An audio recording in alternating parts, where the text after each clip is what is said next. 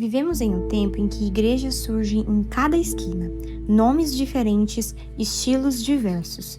Mas nem toda igreja é saudável. Algumas perderam o foco, esqueceram o evangelho, trocaram a cruz por promessas vazias. Uma igreja saudável é aquela que é purificada por Jesus, que não negocia a santidade, mas que é zelosa pela presença do Senhor. Uma igreja saudável é generosa, que reparte, que cuida, que vive com integridade. Uma igreja que não se corrompe pela avareza, mas testemunha o amor de Cristo. Uma igreja saudável é liberta pela graça, não por regras humanas, nem por permissividade sem limites, mas pela verdadeira graça de Deus que transforma e dá vida. Uma igreja saudável é apaixonada por Jesus, que não esquece o primeiro amor, que busca a sua face e vive para a sua glória. Esta é a nossa oração, que sejamos uma igreja saudável. Então, amado, dentro dessa sequência das nossas reflexões nesses dias, hoje nós vamos falar sobre uma igreja saudável é liberta pela graça. Uma igreja saudável é liberta pela graça. O apóstolo Paulo, na carta aos Efésios, capítulo 2, verso de número 8, ele proclama que pela graça sois salvos. Isso não vem de vós, é dom de Deus. Não vem das obras, para que nenhum homem se glorie. A graça de Deus é que nós somos salvos, que nós estamos aqui nesta noite. É pela graça de Deus. A graça de Deus que se manifestou na pessoa de Jesus Cristo e que o Espírito Santo, através da ação do Espírito Santo, nos fez compreender, nos fez reconhecer nessa alegria de estar aqui, declarando a nossa fé, a nossa confiança, o nosso amor nesse Deus maravilhoso. Eu quero convidar você para abrir a sua Bíblia e nós vamos ler a carta de Paulo aos Gálatas, capítulo 2, verso 11 ao verso de número 21.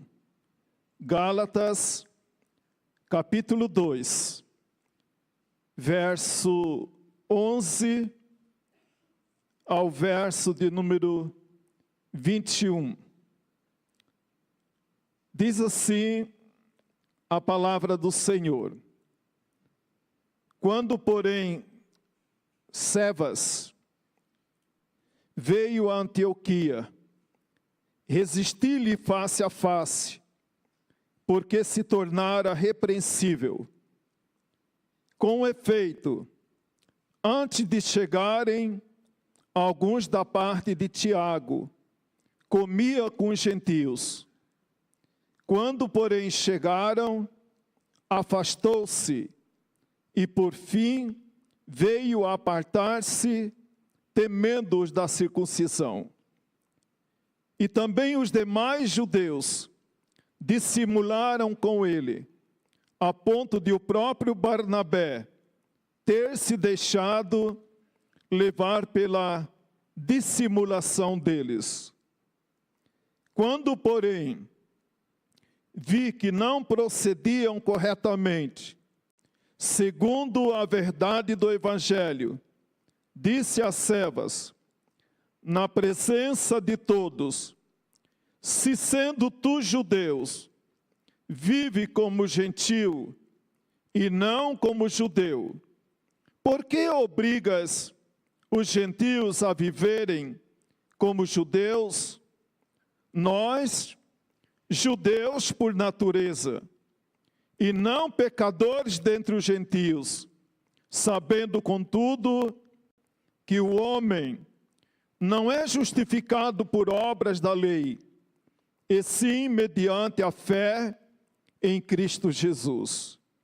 Também temos crido em Cristo Jesus, para que fôssemos justificados pela fé em Cristo, e não por obras da lei, pois por obras da lei ninguém será justificado. Mas, se procurando ser justificados em Cristo, fomos nós mesmos também achados pecadores. Dar-se o caso de ser Cristo ministro do pecado? Certo que não, porque se torno a edificar aquilo que destruí, a mim mesmo me constituo transgressor. Porque eu, mediante a própria lei, morri para a lei, a fim de viver para Deus. Estou crucificado com Cristo, logo já não sou eu quem vive, mas Cristo vive em mim. E esse viver que agora tenho na carne, vivo pela fé no Filho de Deus, que me amou e a si mesmo se entregou por mim. Não anulo a graça de Deus, pois se a justiça é mediante a lei, segue-se que Cristo morreu em vão. Vamos orar mais uma vez? Senhor nosso Deus, nosso Pai, como já temos declarado através do nosso louvor, nós estamos aqui, ó Pai, nesta noite para adorar ao Senhor. Nós também estamos aqui, ó Pai, para pedir ao Senhor que o Senhor fale conosco através da Tua palavra.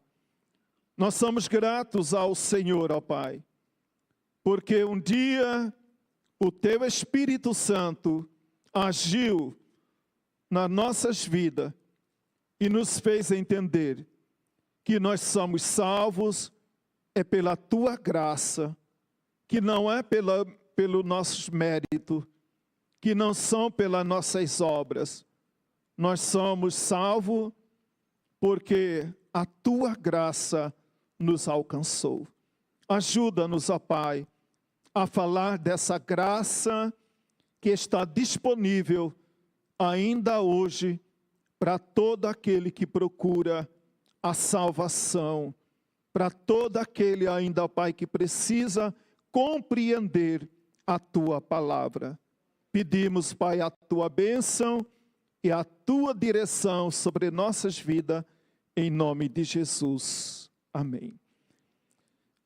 Amado, nós sabemos que desde quando os nossos pais, lá no Éden, experimentaram o pecado, e esse pecado, consequentemente também, chegou a mim e chegou até você, nos alcançou, nós perdemos o equilíbrio.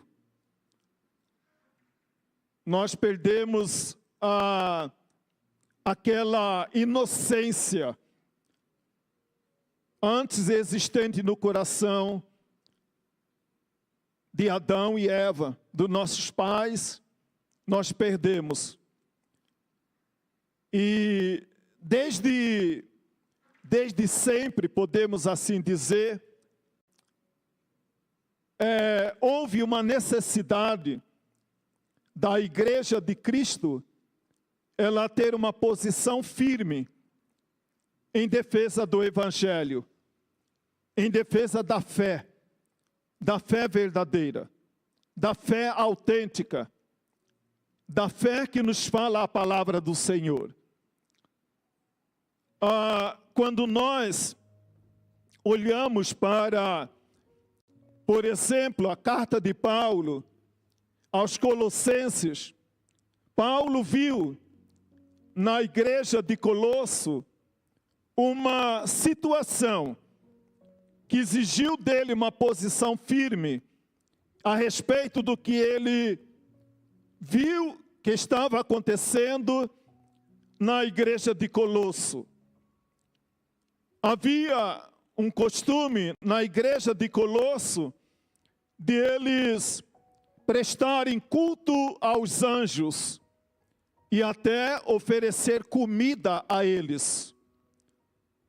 Quando nós olhamos, por exemplo, para aquilo que o apóstolo Paulo discorre, quando escreve a carta à igreja de Corinto, Paulo percebe, dentre vários problemas que a igreja de Corinto estava experimentando, ele viu que muitas pessoas, ainda que estando na igreja, elas rejeitavam a ressurreição de Cristo.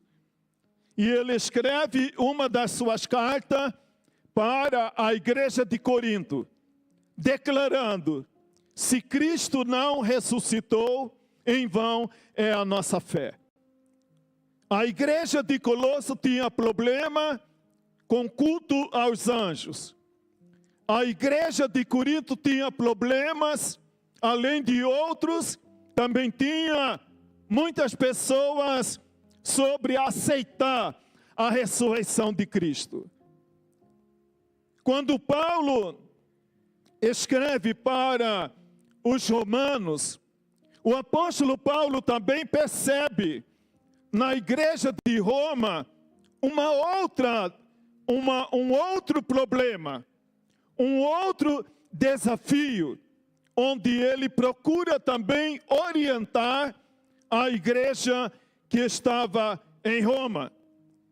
E um dos problemas da igreja de Roma é que muitas pessoas, elas ainda não haviam entendido alguns princípios básicos da fé. E alguns, na igreja de Roma, eles eram relativistas, podemos assim dizer, em relação a várias doutrinas. E o apóstolo Paulo, então, escreve para a igreja de Roma para combater, de certa forma, um relativismo teológico que ele viu na igreja de Roma. Como eu posso dizer isso? Quando nós lemos a carta do apóstolo Paulo aos Romanos, capítulo 5 e o capítulo 6, o apóstolo Paulo dedica esses 2 capítulos da palavra de Deus para orientar a igreja em Roma sobre... Algumas pessoas estavam dizendo: olha, se nós somos salvos pela graça, então estamos desobrigados a observar a lei. E alguns então estavam agora pregando uma doutrina relativista. E aí, amado, toda a história da igreja, a igreja tem passado por essa luta de permanecer firme na palavra. Quando Paulo escreve aos Gálatas, às igrejas da região da Galácia, o que Paulo percebe nas igrejas da região da Galácia? Eles eram extremamente legalistas. Se a igreja de Roma, eles eram liberais em relação à lei, a igreja da Galácia, ela era ainda uma igreja presa às leis do Velho Testamento. Então Paulo, aqui nesse capítulo, nós vamos perceber um confronto que ele tem com uns dos líderes da igreja daquela época, por causa do legalismo. O desafio para Paulo, a igreja que ele encontra na igreja lá na região da Galácia era a má compreensão da verdadeira mensagem do Evangelho. E ele escreve para orientar então aquela igreja. Quando nós olhamos, amado, para o Velho Testamento, nós vamos encontrar dois tipos de lei. A primeira lei são as leis cerimoniais. O pastor Alessandro, na introdução dessa série de mensagem, ele falou sobre o templo, o sacrifício no templo. Então havia lá, naquela época, aquelas leis cerimoniais que faziam parte da velha aliança, da aliança de Deus com o povo judeu. E algumas pessoas queriam transportar essas leis cerimoniais para a nova aliança. Havia também o que nós precisamos entender: as leis morais. Quando a palavra do Senhor diz, não matarás, significa que essa lei não é uma lei cerimonial, é uma lei moral. Tanto lá no Velho Testamento, como no Novo Testamento, como também para o nosso tempo. O não matarás continua a vigorar. Continua ainda a existir essa necessidade. Mas os judeus estavam tendo problema para entender entre leis morais e leis cerimoniais.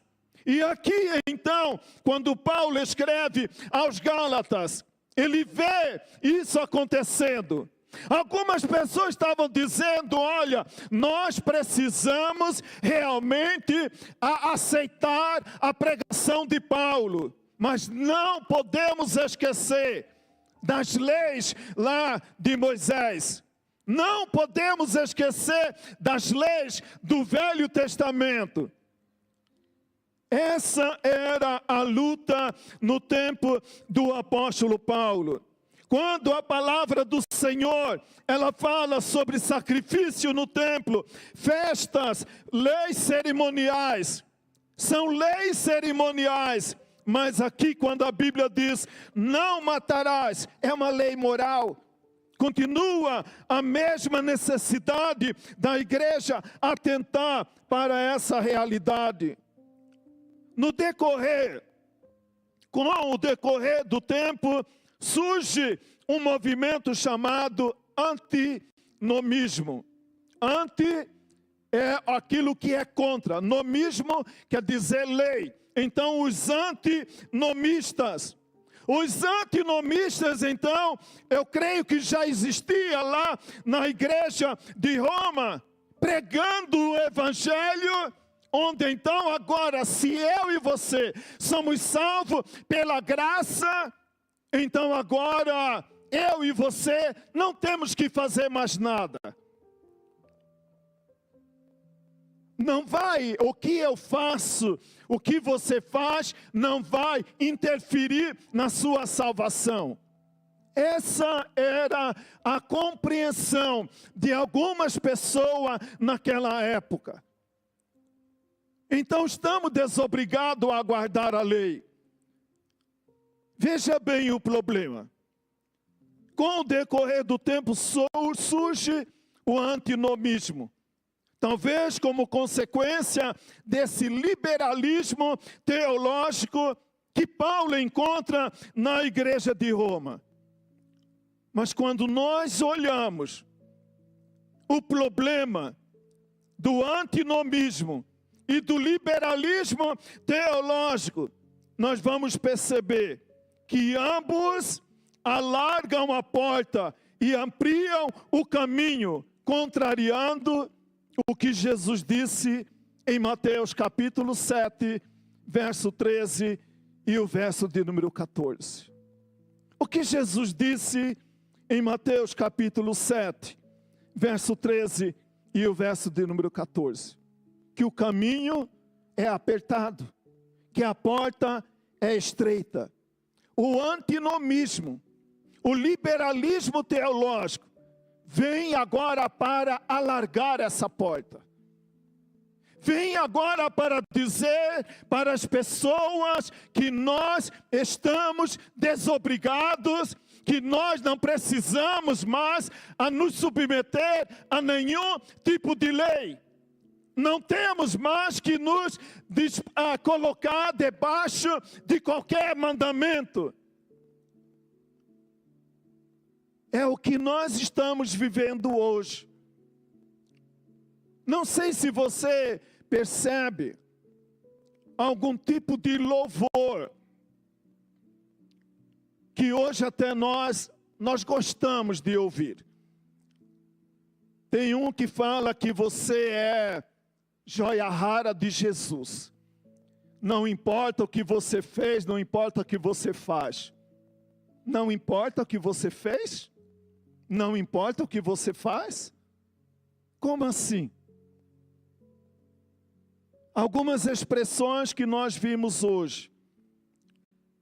Você é a menina dos olhos de Deus. Deus vai fazer de tudo para te abençoar. Em Cristo nós somos mais do que vencedores. E algumas pessoas vão sendo seduzidas por esse tipo de entendimento.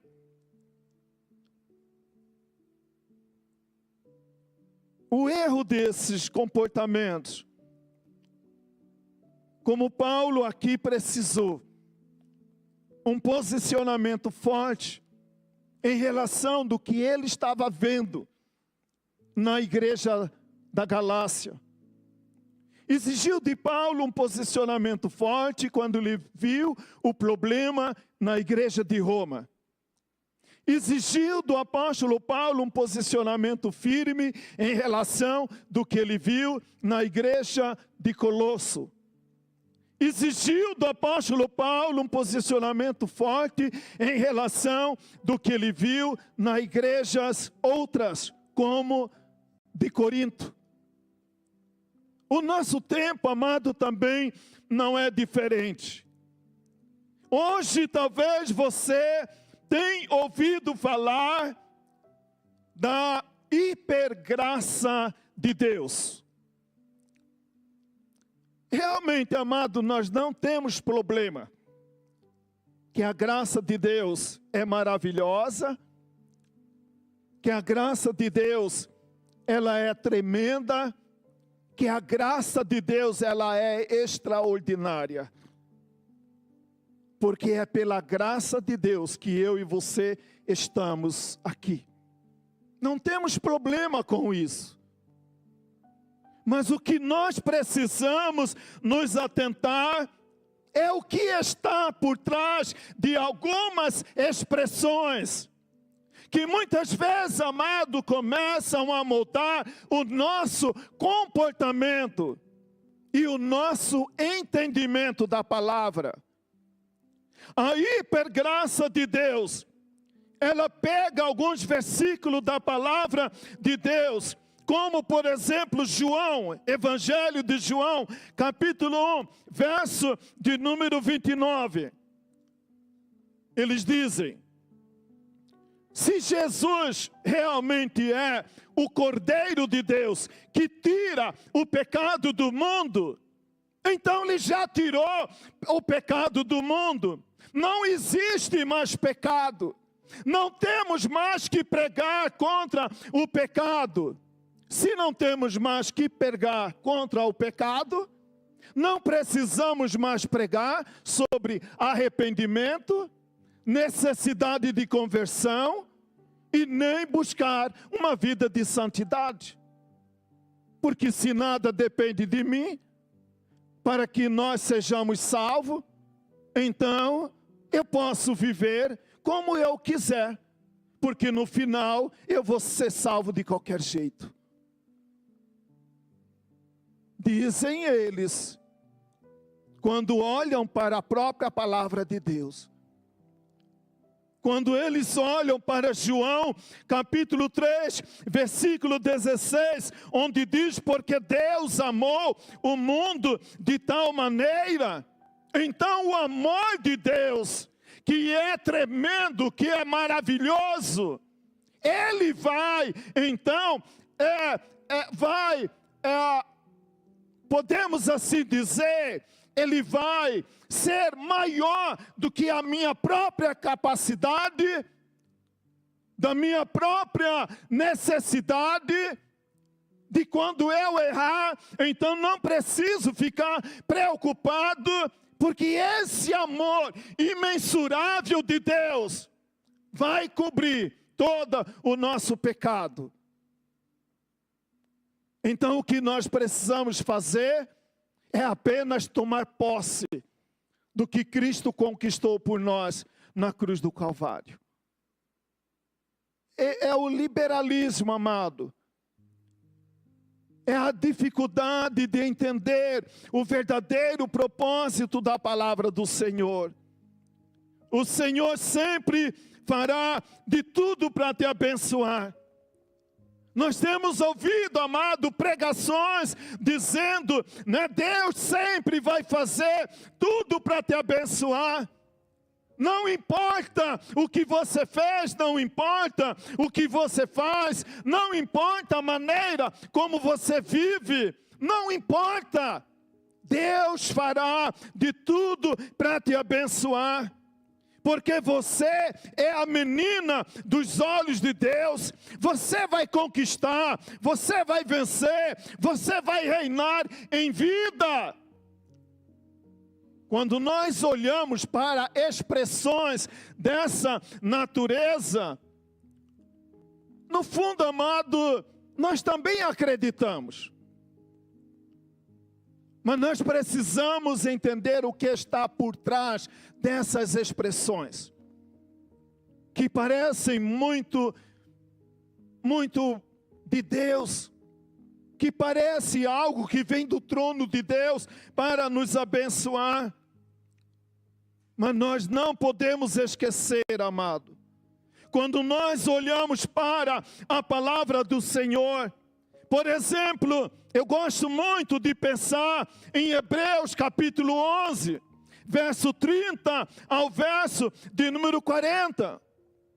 Quando a palavra de Deus diz ali, amados irmãos, que pela fé, e aí você vai encontrar verbos como esses.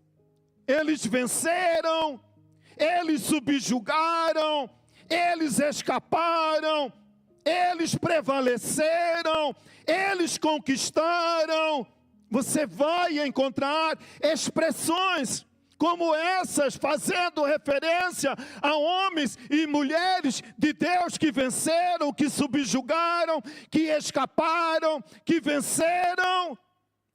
Mas quando nós olhamos para Hebreus capítulo 11, a partir do verso de número 35, nós vamos encontrar também que se por um lado houve um grupo de pessoas que por causa da sua fé venceram, subjugaram, escaparam, conquistaram, você também vai encontrar a partir do verso de número 35 ao verso de número 40, pessoas que por causa da sua fé foram torturadas, escarnecidas, humilhadas, presas e mortas por causa da sua fé. Mas no dicionário da hipergraça, essas coisas não existem mais. Nos faz a viver como que essas coisas não fazem mais parte da nossa realidade humana. A graça de Deus nos alcançou.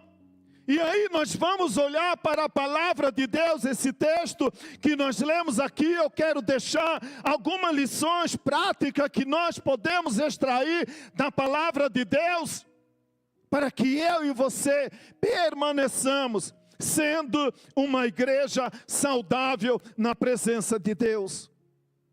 Nós temos ouvido, amado, hoje, mensagens que são verdadeiras mensagens de autoajuda. Não são mensagem bíblica, aparentemente mensagem fundamentada na palavra. E nós, muitas vezes, podemos também enveredar por esse mesmo caminho.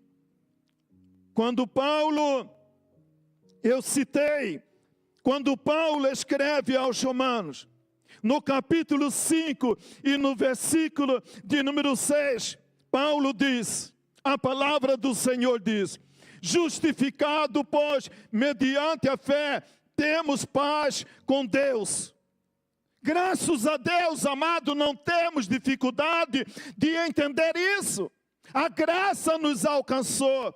Nós somos justificados mediante a fé e realmente nós temos paz com Deus.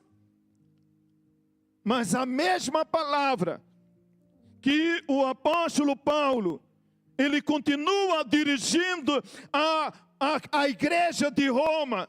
Quando nós olhamos agora para o capítulo 6, verso 1 e o verso 2, Paulo diz, bem, nós fomos alcançados pela graça, nós fomos justificados do nosso pecado, mediante a fé temos paz com Deus. Mas ele pergunta, mas vamos permanecer no pecado? Para que seja a graça mais abundante sobre a nossa vida? Ele mesmo responde, de jeito nenhum. Para o antinomista, não existe mais lei.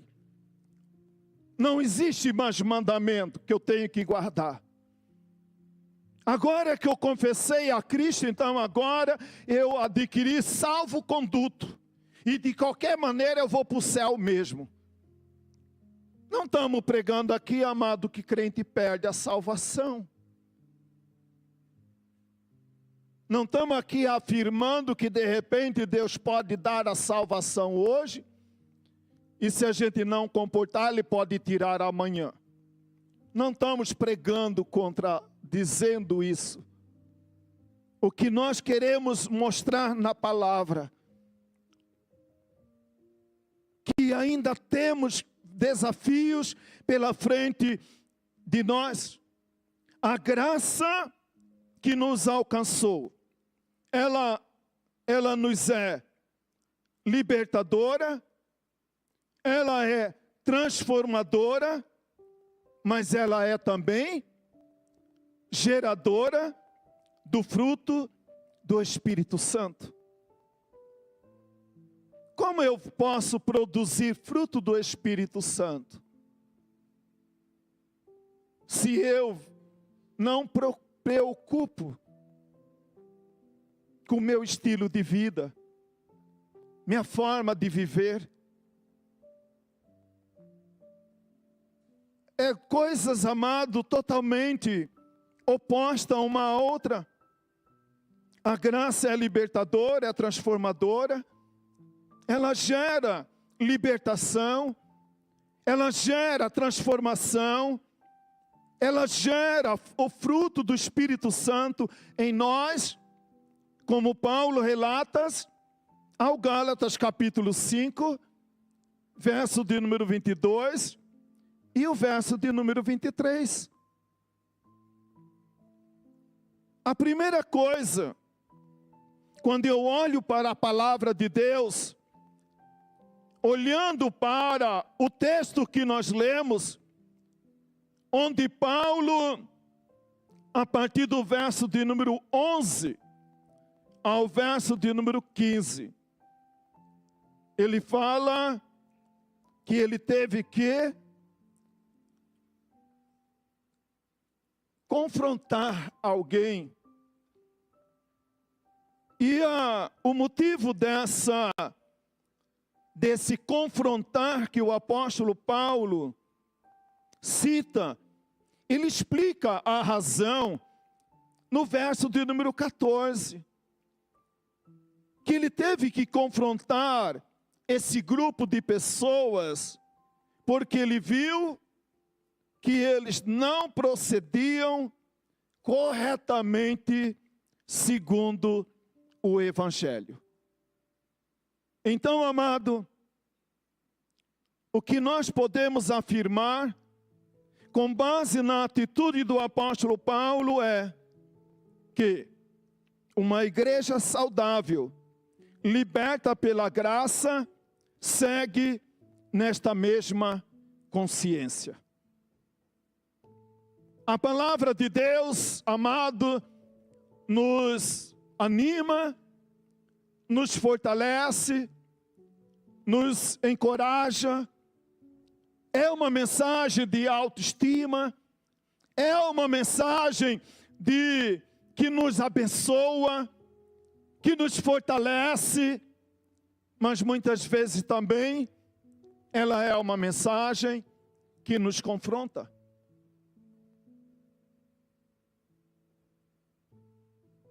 O apóstolo Paulo, ele viu essa necessidade de chamar a atenção de um grupo de pessoas naquela igreja.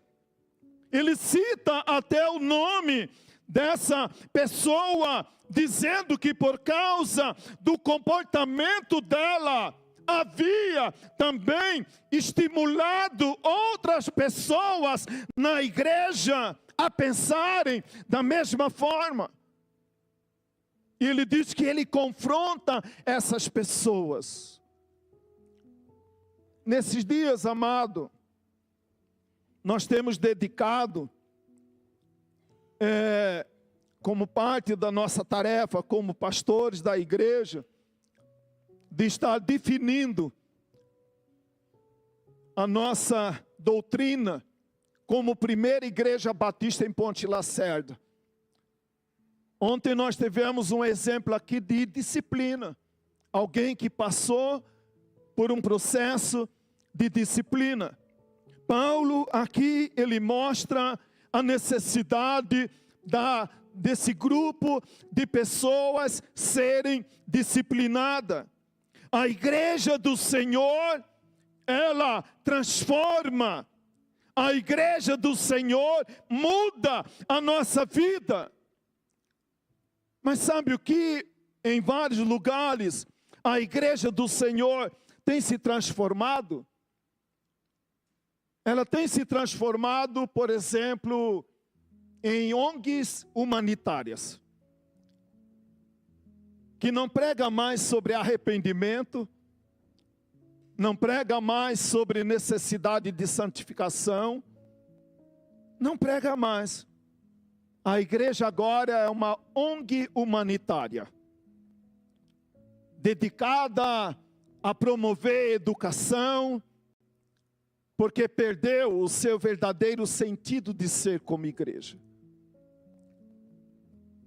Nós temos hoje, amado, também alguns lugares que a igreja tem se tornado central de entretenimento. Pessoas que entram na igreja como se estivessem indo ao shopping. Eu vou à igreja porque eu me sinto bem. Eu venho na igreja porque eu sinto bem. A gente vem à igreja porque a gente sente bem. Porque é bom estar aqui. Não é errado estar aqui. Mas a motivação, muitas vezes, pode estar errada. Então hoje, amado, nós temos igreja sendo transformada em ONG humanitária. Nós temos hoje igreja sendo transformada em central de entretenimento. Eu vou na igreja porque tem um louvor, porque tem um jogo de luz, porque tem uma mensagem que me coloca para cima, uma mensagem que me faz bem para a minha alma, que amassageia meu ego. A igreja também, a gente vem para muitas vezes ter o nosso ego amassageado. nos animar, nos encorajar, mas também é um lugar que nós precisamos entrar com essa consciência. Senhor, fala comigo como eu preciso e não como eu quero. Mas muitas vezes, amado, a gente vem para a igreja porque eu quero uma palavra. E muitas vezes, amado, porque a palavra do Senhor diz que enganoso é o coração do homem. Muitas vezes podemos buscar ao Senhor, mas a nossa motivação não é a correta. Paulo, ele viu ali na igreja um grupo de pessoas que precisava de um confronto, que precisava de uma correção, que precisava ali ouvir e olhar para algo, amado, que estava distanciando a igreja da essência do Evangelho. Lá no Velho Testamento, no livro de Eclesiastes, capítulo 5, verso de número 1, a palavra do Senhor diz: guarda o teu pé quando entrares na casa de Deus. Guarda o teu pé quando entrares na casa de Deus.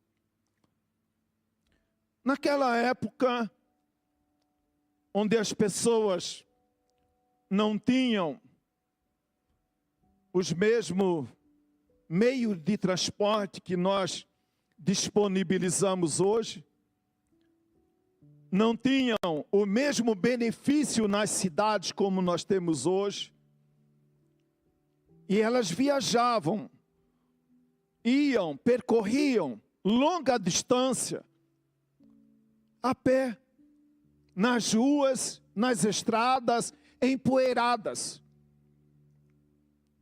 E havia então o ato de lavar os pés, um ato de limpeza, de entrar na casa do Senhor, mas antes limpar os pés. Claro que aqui nós estamos pregando uma necessidade de lavar os pés, mas sim de sermos lavados pelo sangue de Cristo, pelo sangue do Cordeiro, que nos purifica e que nos santifica. Por isso a palavra de Deus diz, a palavra do Senhor nos exorta dessa maneira. E nós temos orado, pedindo a Deus que realmente nos abençoe, nos ajude cada dia, para que nós como igreja sejamos uma igreja saudável. Uma igreja saudável, ela é liberta pela graça, mas não é uma graça inconsequente, não é uma graça distorcida, não é uma graça conforme nosso próprio entendimento. A outra afirmação, amado, que nós podemos dizer que uma igreja saudável, liberta pela graça, mantém-se fiel à palavra de Deus. As igrejas da região da Galácia tinham que administrar a questão do legalismo. E algumas pessoas estavam dizendo na igreja da Galácia que tudo bem, nós somos justificados pela fé em Cristo, mas nós precisamos continuar a guardar as leis cerimoniais, as leis do Velho Testamento.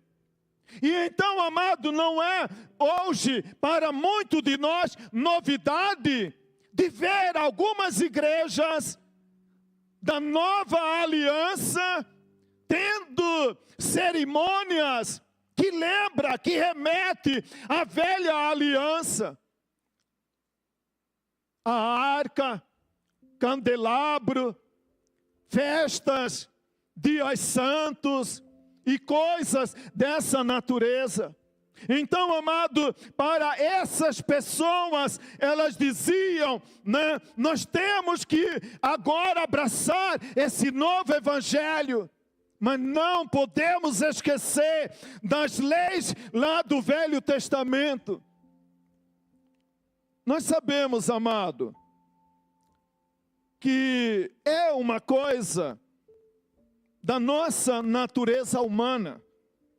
A nossa natureza humana, ela insiste, ela gosta, ela sente bem, ela tem prazer. Quando ela, então, diz, olha, eu alcancei alguma coisa, porque eu mereço. Porque eu fiz. O ser humano gosta, amado. Então, esse evangelho que diz que pela graça sois salvo, onde não tenho que fazer nada, não cabe na minha cabeça. Não entra no meu sentido. Então eles querem completar, o ser humano tem essa necessidade de ele fazer parte. Eu tenho que completar essa obra, eu tenho que fazer alguma coisa. E a igreja da Galácia, então, estava agora ainda presa ao legalismo, dizendo, olha, nós precisamos fazer alguma coisa. Uma igreja que não é saudável. Numa igreja saudável, nós entendemos que pela graça sois salvo. Isso não é mérito meu, isso não é mérito seu, isso não é obra nossa que pode agregar alguma coisa à nossa salvação, mas também não nos exime da responsabilidade de crescer cada dia, desenvolver a nossa vida na presença de Deus. O apóstolo Paulo, escrevendo 2 Tessalonicenses, capítulo 2, verso de número 15. Permanecei firmes e guardem as tradições que vos foram ensinadas, por palavra ou por carta. Nós estamos estudando um livro, e o pastor Alessandro tem nos dado orientação sobre a leitura desse livro, sobre as 9 marcas de uma igreja saudável. Eu louvo a Deus, amado, algo que já compartilhei com os irmãos no grupo, dizendo assim que nós louvamos a Deus, porque sempre entendemos, amado, que uma igreja saudável não é uma igreja que se adere a um modelo de crescimento da igreja, e agora ela se tornará saudável, porque ela aderiu a algum modelo de crescimento de igreja. Para mim, uma igreja saudável é uma igreja que mantém-se firme, fiel à palavra do Senhor. Que mantém-se firme na palavra do Senhor. Mas para muitas pessoas, sinônimo de igreja saudável é se você aderir a um modelo de crescimento. A um entendimento que alguém teve, então você agora encontrou o segredo, agora você será uma igreja saudável, agora você será uma igreja que compreendeu o verdadeiro evangelho.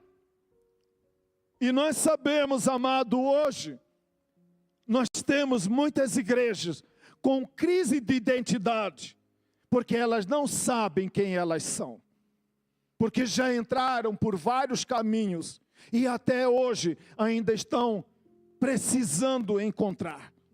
Não encontraram coisas que estão aqui básicas na palavra do Senhor.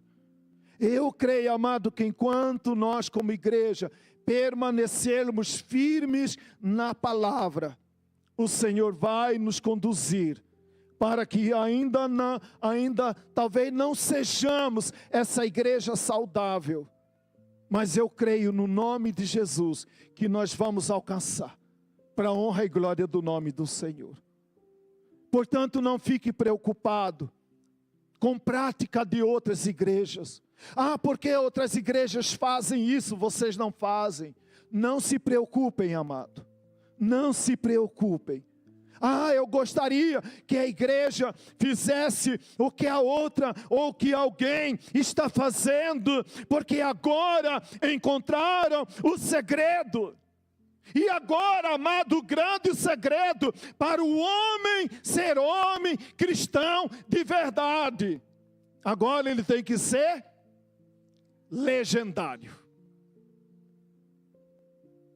Tem que subir no monte e ficar lá não sei quantos dias.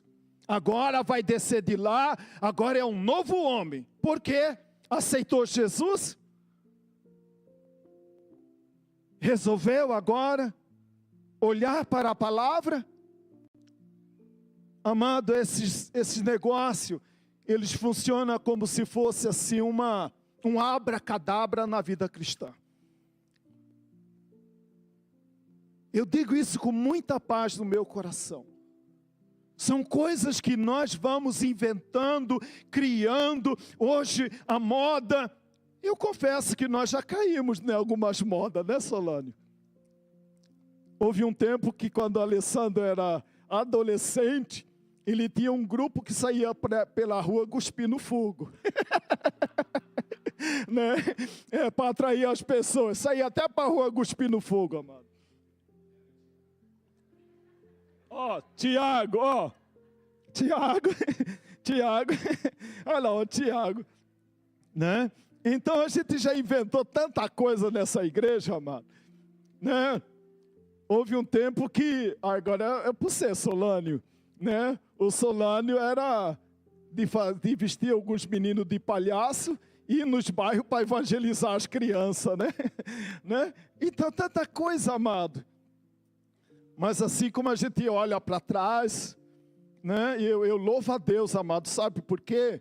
Porque um dia, quando eu era seminarista, muito tempo atrás, um pastor me falou: irmão, não tenha medo de errar. A gente vai errar, mas quando o seu erro for sincero, deixa na mão de Deus que Ele corrige. Então, Tiago, não fique com dor na consciência, você também. Ninguém precisa ficar. Porque nós queríamos, nós estamos buscando, amado, que Deus venha nos conceder a graça de sermos realmente uma igreja saudável. A outra qualidade, amado, que eu vejo como igreja do Senhor, quando eu olho para a palavra, que uma igreja saudável, liberta pela graça, vive em novidade de vida. Versículo 19 ao verso de número 21. Diz assim a palavra do Senhor. Versículo 19 ao 21. Porque eu, mediante a própria lei, morri para a lei, a fim de viver para Deus. Estou crucificado com Cristo. Logo, já não sou eu quem vive, mas Cristo vive em mim. E esse viver que agora tenho na carne, vivo pela fé no Filho de Deus, que me amou a si mesmo e se entregou por mim. Não anula a graça de Deus, pois se a justiça é mediante a lei, segue-se que Cristo morreu em vão. Outra qualidade é que uma igreja saudável, liberta pela graça, anda em novidade de vida. Provérbios 4, verso de número 18, a palavra do Senhor diz: o caminho do justo é como luz da aurora, que vai brilhando mais e mais até ser dia perfeito. Nós não nos tornamos uma igreja saudável porque eu fui num evento. Nós não nos tornamos uma igreja saudável porque participei de um congresso, porque participei de uma conferência. Isso é desafio para a vida toda. Dia após dia eu vou declarando: agora sou uma nova criatura. Vivo não mais eu, mas Cristo vive em mim. A Bíblia aqui fala de tornar-se luz perfeito. É uma comparação que eu vejo, amado, com o início da nossa caminhada cristã. Hoje eu abandono uma coisa, amanhã abandono outra coisa, amanhã eu cresço nessa área, depois eu vou crescendo em outra área, depois eu vou me aperfeiçoando pela ação do Espírito Santo do Senhor, que vai me ajudando, que vai me abençoando, que vai me corrigindo, que vai me confrontando, que vai me fortalecendo, para que dia após dia, eu e você, estejamos numa caminhada constante e crescente, produzindo dia após dia o fruto do Espírito Santo, que é desafio para a vida inteira. Uma igreja saudável é liberta pela graça, e ela se mantém fiel à palavra do Senhor, ela anda em novidade de vida, e ela aceita ser confrontada quando assim for preciso. Que Deus possa nos ajudar, amado.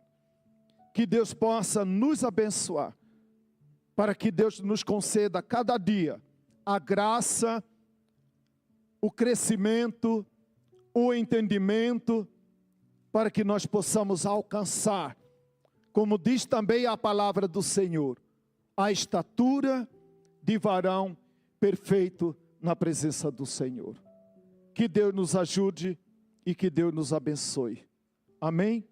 Eu quero orar mais uma vez. Senhor, nosso Deus, nosso Pai, ajuda-nos, ó Pai, a compreender a Tua palavra. Ajuda-nos, ó Pai, a crescer cada dia no entendimento. Ajuda-nos, ó Pai, a crescer cada dia na Tua presença. Ajuda-nos, ó Pai, como diz a Tua palavra, que a nossa caminhada seja como a aurora da manhã, até que se forme a luz perfeita em cada um de nós.